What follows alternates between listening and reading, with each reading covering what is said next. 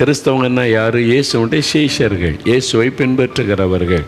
சும்மா விசுவாசின்னு சொல்லிட்டு அதை தாரம் இதை தாரம் கத்தர் அதுக்கு விசுவாசிக்கிறேன், ஞானத்துக்கு விசுவாசிக்கிறேன், சுகத்துக்கு விசுவாசிக்கிறேன்னு வெறும் விசுவாசியாக இருப்பது அல்ல கிறிஸ்தவ வாழ்க்கை. சீஷர்களாக மாறணும். அதான் சொல்லப்பட்டது. கிறிஸ்தவர்கள் என்கிற பெயர் சீஷர்களுக்கு தான் வழங்கப்பட்டார். மற்றவங்க கிறிஸ்தவன் தான் அந்த சீஷனாக இருக்கணும். அப்படிதான் வசனம் சொல்லுகிறது.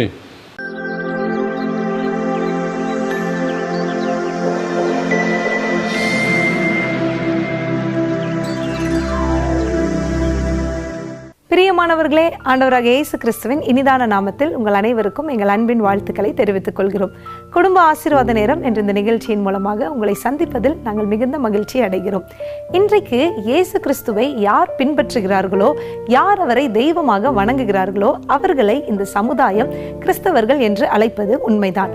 ஆனால் ஆண்டவராகிய இயேசு கிறிஸ்துவை சொந்த இரட்சகராக ஏற்றுக்கொண்டு அவரை போலவே வாழ்ந்து அவரை போலவே அவருடைய குணாதிசயங்களும் அன்பையும் இந்த உலகத்திற்கு யார் காட்டுகிறார்களோ அவர்கள்தான் உண்மையான கிறிஸ்தவர்கள். ஆனால் கிபி 1ஆம் நூற்றாண்டில் யார் கிறிஸ்தவர்கள் என்று அழைக்கப்பட்டார்கள்?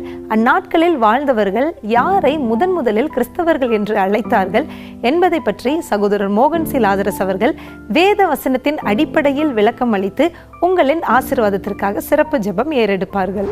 நான் சொன்ன இயேசுவுக்கும் நமக்கும் உள்ள உறவு ஏதோ நம்ம பெரும்பாலும் நம்ம தேவை ஆண்டவரே எனக்கு அது வேணும், இது வேணும், இதை தாங்க, அதை தாங்க, கேட்பது, ஜெபிப்பது, பெற்றுக்கொண்டேன், சாட்சி சொல்கிறேன், அவ்வளவுதான். இதுதான் கிறிஸ்தவ வாழ்க்கை என்று நினைக்கிறோம். இல்லை, அதெல்லாம் கிறிஸ்தவ வாழ்க்கை. இயேசுவோடு வாழ்வது, இயேசுவோடு நடப்பது, இயேசுவோடு உறவாடுவது, இயேசுடைய சத்தத்தை கேட்பது, இயேசு கிறிஸ்துவோடு பேசுவது, அவர் நம்மோடு பேசுவதை அறிந்து கொள்வது, ஆண்டவரோடு நெருக்கமான ஒரு அனுபவத்தில் நம்ம வாழணும். அதை பற்றி தான் தொடர்ச்சியாக நான் உங்களோட பேசும்படி ஆவியானவர் எனக்கு கட்டளையிட்டார். அதில் முதல் அனுபவம் தான் தேவனுடைய பிள்ளைகள் என்கிற அனுபவம், சில்ட்ரன் ஆஃப் காட். யோவான் 1:12 இருக்குதில்ல, இயேசு கிறிஸ்து ஒரு மனிதன் ஆண்டவர் இரட்சகருமாய் விசுவாசித்து உள்ளத்தில் அவரை ஏற்றுக்கொள்ளும் பொழுது பாவ மன்னிப்பை பெறுகிறோம். அப்போ தேவனுடைய பிள்ளை என்கிற ஒரு அனுபவம், சில்ட்ரன் ஆஃப் காட். நான் தேவனுடைய பிள்ளை, இயேசு என் பாவத்தை மன்னித்து விட்டார், அவருடைய இரத்தம் என்னை கழுவி விட்டது, அவருடைய பிள்ளையாக என்னை ஏற்றுக்கொண்டார். அந்த அனுபவம் தான் முதல் அனுபவம். அதை பற்றி நம்ம பேசிட்டோம். நிறைய காரியம் சொல்லிக் கொடுக்க ஆண்டவர் உதவி செய்தார். ரெண்டாவது, தேவனுடைய புத்திரர்கள் எவர்கள் தேவனுடைய ஆவியினால் நடத்தப்படுகிறார்களோ அவருடைய தேவனுடைய புத்திரர்கள், sons and daughters of God. ஆவிக்குரிய வாழ்க்கையை வளர்ந்து யார் தேவனுடைய புத்திரர்களாக, அதாவது சன்ஸ் அண்ட் டாட்டர்ஸாக இருப்பாங்கன்னு சொன்னால் பரிசுத்த ஆவியினால் வழி நடத்தப்படுகிற அனுபவம் உள்ளவர்கள். பரிசுத்த ஆவியினால் நிரப்பப்பட்ட ஆவில நிரம்பி அந்நிய பாஷையில் ஜெபிப்பது, துதிப்பது, ஆண்டவரோடு பேசுவது, அதை குறித்தெல்லாம் நம்ம பார்த்துட்டோம் வேத வசனத்தில் இருந்து. ஆவியானவராலே வழி நடத்தப்படுவது, ஆவியானவர் நம்முடைய ஆவியோடு கூட பேசி நம்மை கைட் பண்ணுவது, ஆலோசனை கொடுப்பது, வழி நடத்துவது. அந்த அனுதினமும் ஆவியானவரால் வழி நடத்தப்படுகிற அனுபவத்திலே வாழுவது. 24 மணி நேரம் ஆண்டவரோடு கூட இருக்கணும். அவருடைய ஆலோசனை நமக்கு வேணும். அதான் கிறிஸ்தவ வாழ்க்கை, இயேசுவோடு கூட வாழ்வது, லிவிங் வித் ஜீசஸ். இந்த நாட்களில் ஸ்கூலில் படிக்கிற பிள்ளைகள் ஆண்டவரோட பேசுகிறாங்க, ஆண்டவர் அவங்களோட பேசுகிறாங்க. வேலை செய்கிறவங்க, பிஸ்னஸ் பண்ணுறவங்க ஆண்டவரோட நடக்கிறாங்க. நிறைய பேர் இன்றைக்கு நான் பார்க்கிறேன். இந்த கடைசி காலத்தில் ஆண்டவர் ரொம்ப அழகாய் நம்மோடு நெருக்கமாய் உறவாடி நம்மை வழிநடத்த விரும்புகிறார். அதுக்கு பரிசுத்த ஆவியினால் வழி நடத்தப்படுகிற இந்த அனுபவம், அதில் தான் நீங்கள் தேவனுடைய புத்திரர் என்ற அனுபவத்துக்குள்ளே இருப்பீங்க. மூன்றாவது ஒரு அனுபவம் இருக்கிறது, அது வேதத்தில் வாசிக்கிறோம். இயேசுனுடைய சீஷராகுவது, சீஷராய் மாறுவது, அதாவது டிசைபிள் ஆஃப் ஜீசஸ், இயேசுடைய சீஷர்களாய் மாறுவது. நம்ம சீஷர்கள் அப்படின்னு சொன்ன உடனே மைண்டில் நிறைய தப்பானதை நம்ம நிறைய மைண்டில் நம்ம சேர்த்து வச்சுருக்கிறோம். சீஷர்கள் அப்படின்னா அவங்க ஊழியம் செய்கிறவங்க இல்லை. பைபிளை நீங்கள் தெளிவாக அறிந்து கொண்டீங்கன்னா உங்களுக்கு தெளிவாக புரியும். இது நம்ம எல்லாருக்கும் உள்ள ஒரு எக்ஸ்பீரியன்ஸ். சீஷர் ஆவது, இயேசு கிறிஸ்துவனுடைய சீஷர், டிசைபிள்ஷிப், அந்த அனுபவம் எல்லாருக்கும் உரியது. அதை நீங்கள் அறிந்து கொள்ளணும். அது வேத வசனத்திலேருந்து நான் உங்களுக்கு விளக்கி சொன்னால் சில வசனத்தை பார்க்கும்போது உங்களுக்கு புரியும். ஏன்னா நம்ம நிறைய காரியம் நம்ம தப்பாகவே கேள்விப்பட்டு தப்பாகவே மைண்டில் வச்சு அதனால் நம்ம இது போதும் அப்படின்ற வாழ்க்கை வாழ்ந்து கொண்டு இருக்கிறோம். ஆவிக்குரிய வாழ்க்கையில் வளராமலேயே நம்ம வாழ்ந்து கொண்டு இருக்கிறோம். அதனால் இயேசுவோட நெருங்கி இருந்தவங்க தான் சீடர்கள். ஒருத்தர் குரு அவங்களுக்கு சீடர் இருந்தால் பாருங்கள், அவங்க ஒரு நல்ல ஃபெலோஷிப் ரொம்ப திக்காக இருக்கும், ரொம்ப ஸ்ட்ராங்காக இருக்கும் அவங்களுக்குள்ள. பார்த்திங்களா, சீடனுக்கும் அந்த குருவுக்கும் உள்ள ஃபெலோஷிப் ரொம்ப திக்காக ரொம்ப ஸ்ட்ராங்காக இருக்கும். அப்போ நம்ம சீஷர்களாக மாறணும் என்பது ஆண்டவருடைய ஒரு விருப்பம். யார் இந்த சீஷர்கள்? இந்த சீஷர்கள் என்று சொல்கிற வார்த்தை எங்கே எப்படி வந்துச்சு? அப்போஸ்தலர் நடபடிகள் 11ஆம் அதிகாரம் 26வது வசனம் பாருங்கள். இன்றைக்கி நம்ம கிறிஸ்தவங்கன்னு சொல்கிறோம். கிறிஸ்தவங்கன்னா யாருங்க? கிறிஸ்தவ பேர் வச்சுருக்கவங்களா? சர்ச்சில் ஒழுங்காக போயிட்டு காணி கொடுக்குறவங்களா? குடிக்கிறாங்களே, லஞ்சம் வாங்குறாங்களே, இது மாதிரி உள்ளவங்க அவங்க எப்படி கிறிஸ்தவங்கன்னு சொல்கிறது? கிறிஸ்துவை உடையவன் தானே கிறிஸ்தவன். அப்போ இந்த கிறிஸ்தவங்கன்னா யாருன்னு அப்போஸ்தலர் நடபடிகள் 11:26 இருக்குது. அவர்கள் 1 வருஷமாய் சபையோடு கூடியிருந்து அநேக ஜனங்களுக்கு உபதேசம் பண்ணினார்கள். முதல் அந்தியோகியாவிலே சீஷர்களுக்கு கிறிஸ்தவர்கள் என்கிற பெயர் வழங்கிற்று. கிறிஸ்தவனுடைய பெயர் யாருக்கு வைக்கப்பட்டது? சீஷர்கள். இயேசுவை பின்பற்றுகிற சீஷர்களுக்கு தான் கிறிஸ்தவர்கள் என்ற பெயர் வழங்கப்பட்டது. அப்போ கிறிஸ்தவங்கன்னா யார்? இயேசுடைய சீஷர்கள், இயேசுவை பின்பற்றுகிறவர்கள். சும்மா விசுவாசின்னு சொல்லிட்டு அதை தாரம் இதை தாரம் கத்தர் அதுக்கு விசுவாசிக்கிறேன், ஞானத்துக்கு விசுவாசிக்கிறேன், சுகத்துக்கு விசுவாசிக்கிறேன்னு வெறும் விசுவாசியாக இருப்பது அல்ல கிறிஸ்தவ வாழ்க்கை. சீஷர்களாக மாறணும். அதான் சொல்லப்பட்டது. கிறிஸ்தவர்கள் என்கிற பெயர் சீஷர்களுக்கு தான் வழங்கப்பட்டார். மற்றவங்க கிறிஸ்தவன் தான் சீஷனாக இருக்கணும். அப்படிதான் வசனம் சொல்லுகிறது. அப்போது சீஷனாக இருக்கிறதுன்னா எப்படி? அதுதான் ரொம்ப கஷ்டம்னா நம்முடைய ஒப்பு கொடுத்தல் அவசியம். இதுக்கு தான் நிறைய பேர் விசுவாசினே சொல்லி காலத்தை தள்ளி கொண்டே இருக்கிறோம். இயேசு என்ன சொல்றார் பாருங்க.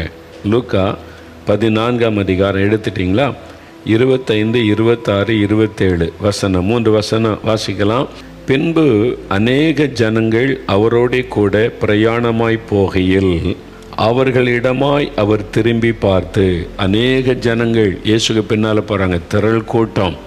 அந்த ஜனங்களை பார்த்து ஆண்டவர் சொல்கிறார், யாதொருவன் என்னிடத்தில் வந்து தன் தகப்பனையும் தாயையும் மனைவியையும் பிள்ளைகளையும் சகோதரரையும் சகோதரிகளையும் தன் ஜீவனையும் வெறுக்காவிட்டால் எனக்கு சீஷனாக இருக்க மாட்டான்.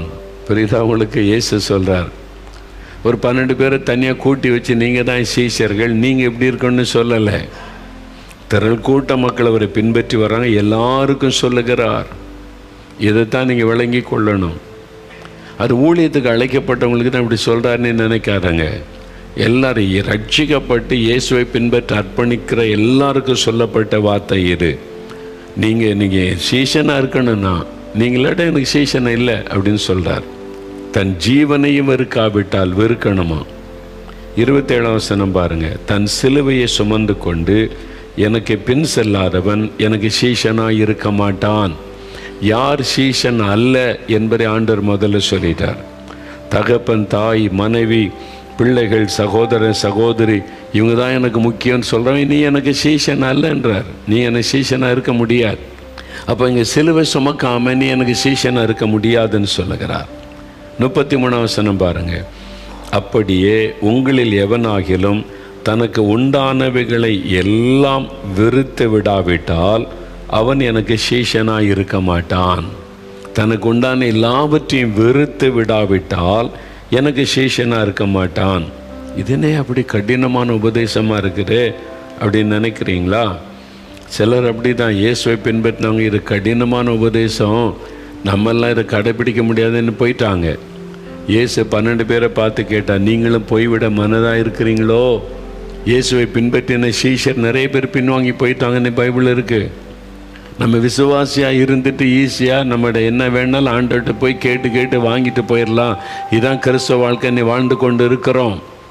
இல்லை, இயேசுவை பின்பற்றுவதென்றால் ரட்சிக்கப்பட்டு அவருடைய பிள்ளைகளாக அவருடைய சீஷர்களாக அவரை பின்பற்றி வாழ்வது என்பது ஆண்டவர் சொல்லி கொடுத்திருக்கிற முக்கியமான ஒரு காரியம்.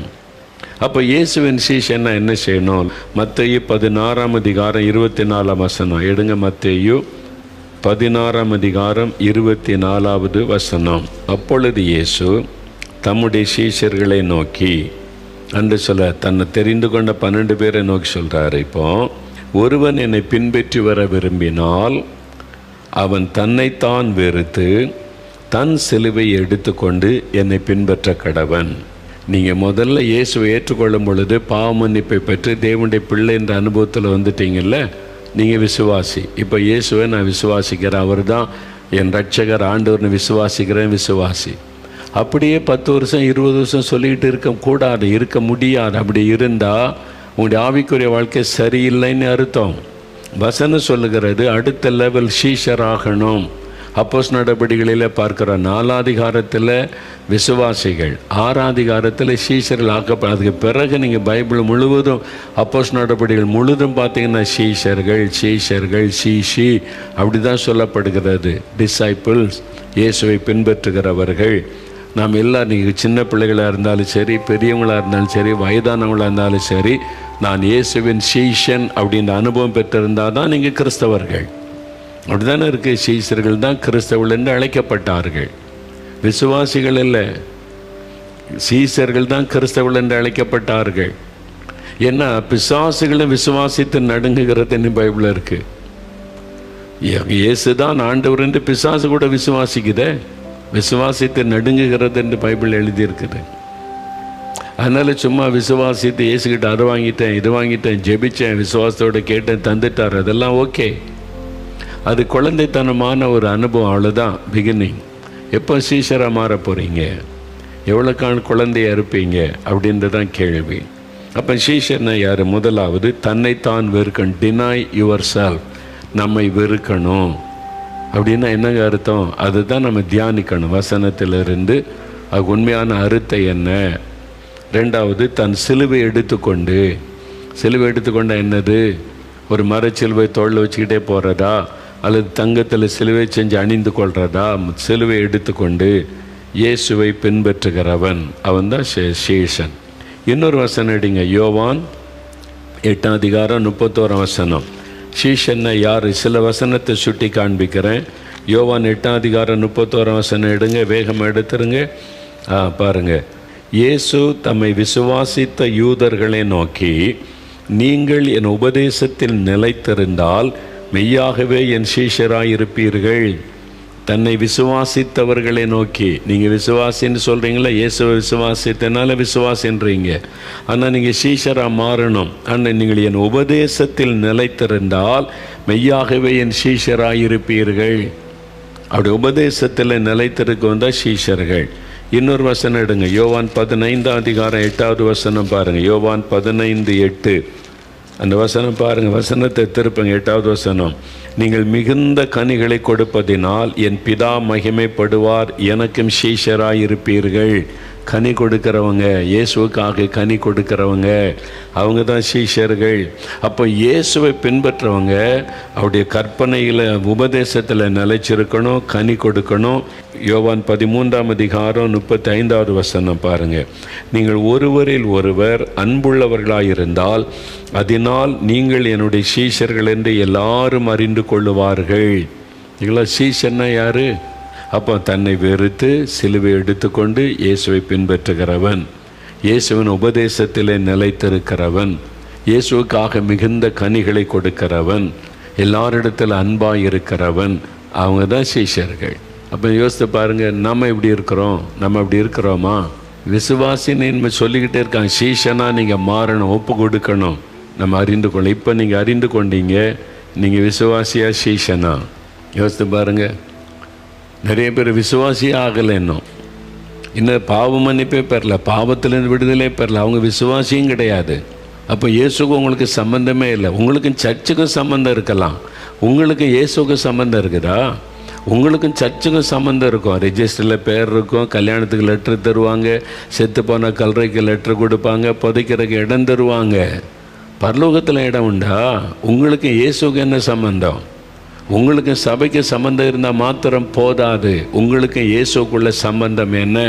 ரட்சிக்கப்பட்டீங்களா? பாவமன்னிப்பை பெற்றுட்டீங்களா?